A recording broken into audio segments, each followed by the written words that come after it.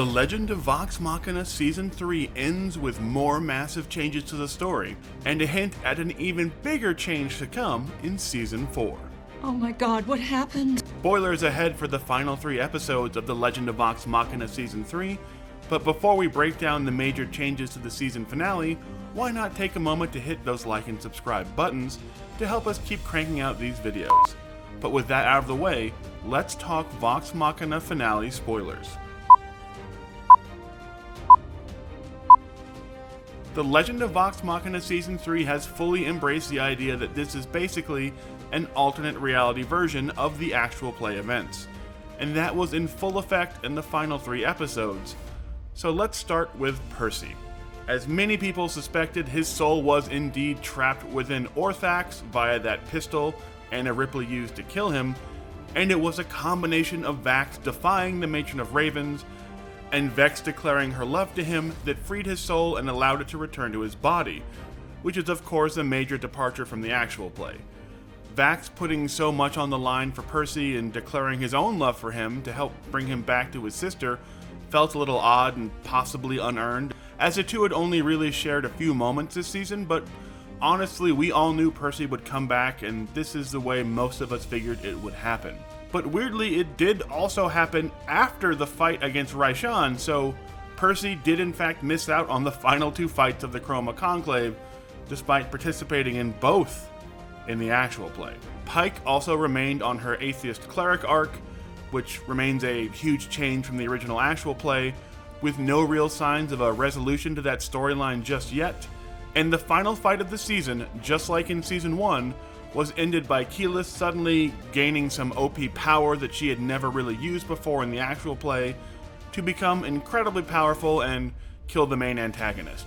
In this case, turning into a strange avatar of the earth and killing Raishan. In the actual play, Keyleth had a great moment where she cast Feeble Mind on Raishan, but they've decided that nope, she's going to summon a kaiju to kill the dragon this time. Keyleth had a lot of rough moments in the actual play of Campaign 1, and it really feels like the team is going out of their way to create new, better moments for her in the series, but she is starting to feel like a weird get-out-of-jail-free card for some new story elements. So basically, need to defeat a major problem well above the party's level, Keyleth just goes Super Saiyan 2, and the problem is dealt with. I don't know how you did that. Scanlan also saw some massive changes, as the show basically erased his amazing moments from A Bard's Lament, where he angrily left Vox Machina for never understanding or respecting him in the actual play. We fought Goliaths for grog. We've traveled across planes of existence so you could fix your f***ing daddy issues, but you've never done anything for me. Ever! In the animated series, he's brought back from his weird permacoma by his daughter, and at that point he decides to tell Vox Machina that while they are like family to him, they weren't real family like Kaylee was, and that he was going to leave to spend time with her.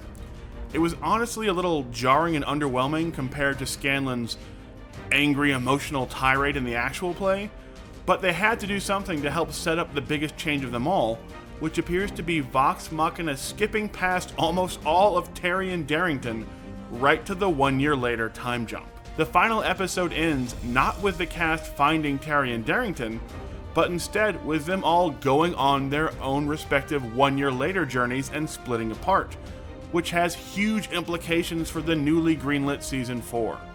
This appears to mean that if we do get Tyrion, we are not getting him for very long at all, and he is completely missing out on all the adventures he was going to have with Vox Machina before and during that big 1 year break, which included him helping out with Vex and Percy in Whitestone.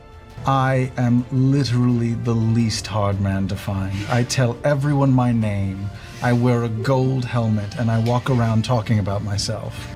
We also got immediate hints of Vecna, aka the Whispering One, and his cult from the final arc of the Campaign 1 storyline. So, could we be skipping almost all of the Terry and Darrington arc? Granted, a lot of the main things they accomplish in that arc involve characters that have not been a part of the animated series, like the demon Hodis, whose role as a demon in the City of Dis seems to have largely been taken over by Xerxes. So maybe they'll literally just skip to the 1 year later arc, which would mean massive rewrites or the complete removal of Terry and Darrington. Even if they do follow the actual play timeline from that point forward, the time jump is episode 95 of Campaign 1, and Tyrion's arc ends in episode 99.